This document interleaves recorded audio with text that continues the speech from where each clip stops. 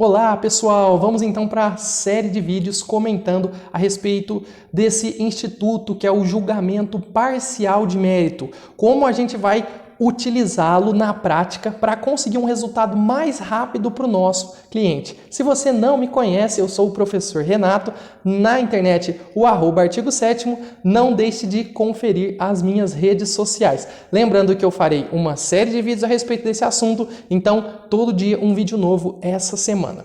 Vamos lá? Para começar, a gente precisa entender e ler o artigo 356 do CPC, que vai trazer especificamente em quais hipóteses o juiz poderá julgar o mérito de forma parcial. Então acompanhe aí a leitura comigo. Artigo 356. O juiz decidirá parcialmente o mérito quando um ou mais dos pedidos formulados ou parcela deles, inciso 1, mostrar-se incontroverso, inciso 2, estiver em condições de imediato julgamento, nos termos do artigo 355. Só quero aqui lembrar da hipótese prevista no inciso 1 do artigo 355, que diz expressamente: não houver necessidade de produção de outras provas.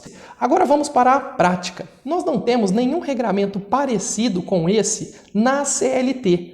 Entretanto, precisamos lembrar do artigo 769 do Diploma Trabalhista, que trata das hipóteses de aplicação do processo comum ao processo do trabalho.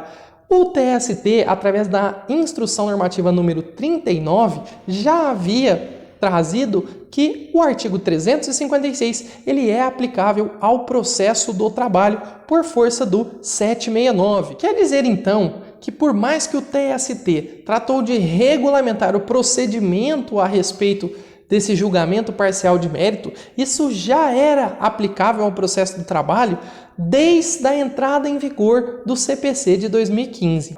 Imagine só que você tenha ajuizado uma reclamação trabalhista com apenas 2 pedidos. Pedido número 1, adicional de insalubridade, que nós sabemos demanda uma perícia. E segundo pedido, verbas rescisórias. Agora imagine que a reclamada na contestação confessa que não houve o pagamento de verbas rescisórias, alegando, por exemplo, a crise decorrente aí do estado de calamidade da pandemia. Há incontrovérsia com relação ao pedido de verbas rescisórias. Nessa hipótese, podemos utilizar o artigo 356 e pedir para que o juiz julgue parcialmente o mérito com relação a esse pedido das verbas rescisórias. Ou seja, com relação às verbas rescisórias, o processo terá uma sentença. Entretanto, com relação ao adicional de insalubridade, o processo terá o seu trâmite normalmente, com perícia, audiência de instrução e, logo depois, a sentença definitiva.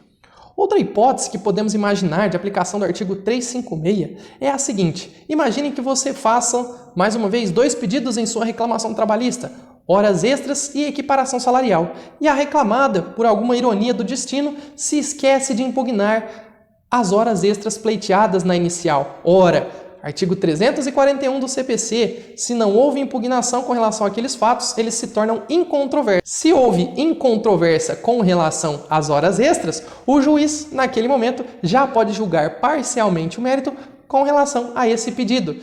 A outra hipótese que podemos colocar de aplicação do julgamento parcial de mérito é a seguinte: vamos pensar, imagine que em um determinado processo você está cobrando o pagamento de 3 meses de salário atrasado, janeiro, fevereiro e março, e além disso você também está pleiteando o pagamento de horas extras. A reclamada, em sua contestação, se defende dizendo que houve pagamento de salário, mas não traz nenhum comprovante de depósito desses valores, e também contesta com relação às horas extras. Pessoal, a prova de pagamento do salário é o depósito, é o recibo. Não é possível provar pagamento de salário através de testemunha. Imagine que o entendimento do juiz seja esse: essa situação do salário não demanda nenhum tipo de instrução probatória. Ou seja, poderá o juiz neste momento julgar parcialmente o mérito com relação a esse pagamento dos salários em atraso, seguindo o processo normalmente com relação às horas extras.